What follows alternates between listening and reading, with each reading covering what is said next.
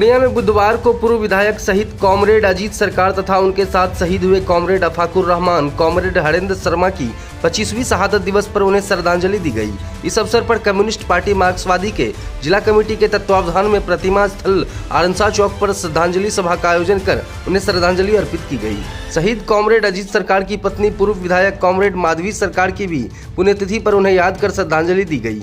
बुधवार को लाल झंडा लेकर कॉमरेड अजीत सरकार को लाल सलाम के गगनभेदी नारे लगाते हुए उनके शहादत स्थल आरंसा चौक पर पहुंचकर पुष्पांजलि अर्पित की गई। इस श्रद्धांजलि समारोह में बतौर मुख्य अतिथि पार्टी के केंद्रीय कमेटी के सदस्य सह पूर्व राज्य सचिव अवधेश कुमार मौजूद रहे। वहीं जुलूस का नेतृत्व जिला सचिव सह जिला पार्षद राजीव कुमार सिंह कर रहे थे। इस अवसर पर पार्टी के केंद्रीय कमेटी सदस्य कॉमरेड अवधेश कुमार सिंह ने कहा कि जब कॉमरेड अजीत सरकार के सभी हत्यारे रिहा हो गए तो आखिर हत्या किसने की, यह बड़ा सवाल है। वहीं जिला सचिव कॉमरेड राजीव कुमार सिंह ने कहा कि शहीद कॉमरेड अजीत सरकार द्वारा बसाए गए गरीबों को पूर्णिया के आनंद नगर एवं अन्य मोहल्लों में भू माफिया और प्रशासन के मिली भगत से नकली कागजात के सहारे उजाड़ने की साजिश हो रही है, उसे वह कभी सफल होने नहीं देंगे। आज शहीद अजीत सरकार, अफाकुर रहमान और हरेंद्र शर्मा का शहादत दिवस है। 25वां शहादत दिवस पर आज हम लोग यहाँ पर आए हैं। शहीद अजीत सरकार और उनके साथी जो शहीद हुए वो यहाँ के गरीबों के, दलितों के, भूमिहीनों के, युवा के, अल्पसंख्यक के मसीहा थे।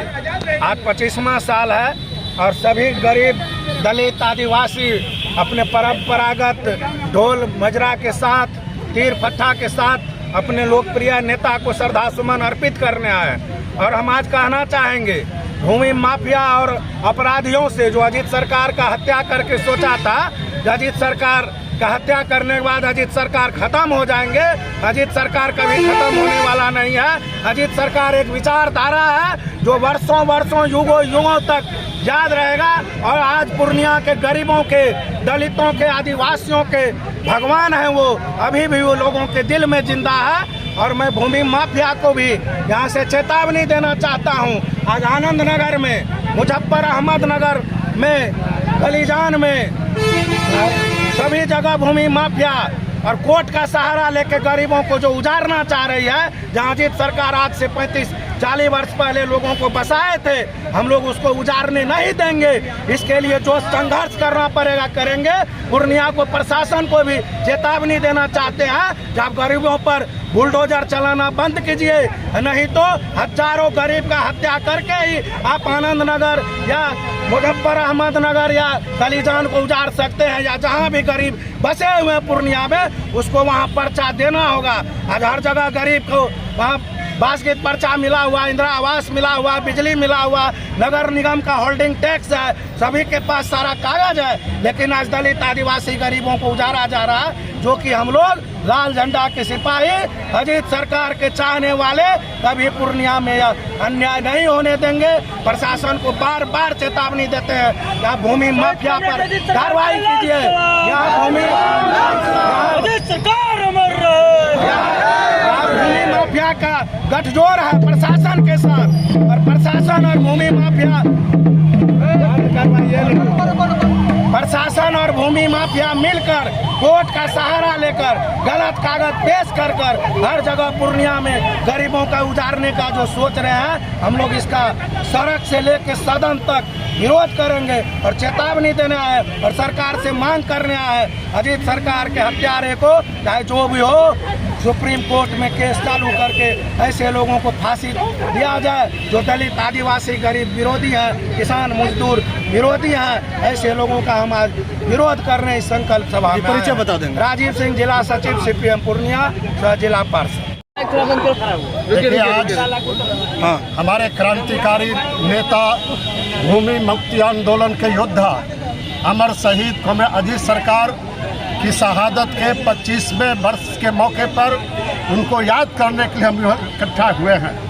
कॉमरेड अजीत सरकार का जिंदा शरीर, चलता फिरता शरीर हमारे बीच मौजूद नहीं है, लेकिन कॉमरेड अजीत सरकार आज भी जिंदा है, क्योंकि अजीत सरकार का जो विचारधारा है, वो विचारधारा इस देश, पूर्णिया, पूरे बिहार के गरीबों को वर्ग संघर्ष तेज करने के लिए प्रेरणा का काम कर रहा है। जिस बात को लेकर अजीत सरकार शहीद हुए वो बात थी क्या? उन्हें मालूम था बिहार के अंदर और पूर्णिया के अंदर लाखों एकड़ ज़मीन है, जो ज़मीन जमींदार लोग, सामंत लोग, अब भू माफिया गैर कानूनी तरीके से कब्जा किए हुए हैं। उन जमीनों को उनसे मुक्त करा करके गरीबों में बांटना है, ये उनका ये सपना था। और इसलिए उन्होंने गरीबों को संगठित करके, जान में जोखिम डाल करके आदिवासी, दलित सबको इकट्ठा किया और भूमि मुक्ति आंदोलन शुरुआत की।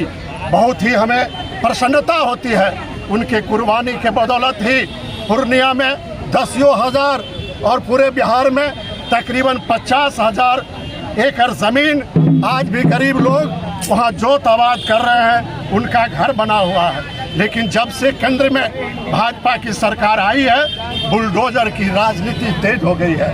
गरीबों को बगैर वैकल्पिक व्यवस्था किए अचानक उनको उजाड़ा जा रहा है। हम लोगों ने संकल्प लिया है कि चाहे जो भी होगा, जब तक वैकल्पिक इंतजाम नहीं होगा, गरीब को आप नहीं उजाड़ सकते हो, इसके लिए हम जान दे देंगे। और केंद्र की सरकार, नरेंद्र मोदी की सरकार इस देश को कारपोरेट के हाथों सौंपने पर आमादा है।